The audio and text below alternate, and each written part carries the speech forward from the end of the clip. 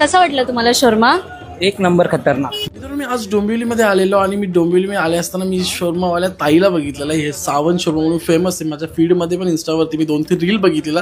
ही शोरमा बनवते आणि मित्रांनो मी पहिल्यांदा अशी महाराष्ट्रामध्ये मुलगी बघतोय जी शोरमाची स्टॉल आहे तिच्याकडे, ती शोरमा सेल करते। पण परिस्थितीमुळे तिला या गोष्टी करायला लागल्या। तिच्याशी जेव्हा गप्पा मारल्या तेव्हा मला कळून आल्या गोष्टी आणि इथे तिला थोडासा त्रासही झाला या स्टॉल लावण्यासाठी। मराठी मुलगी, महाराष्ट्रीयन मुलगीला आपल्या इथे त्रास होतो तिचं स्वतःचा बिझनेस करताना, स्टॉल लावताना।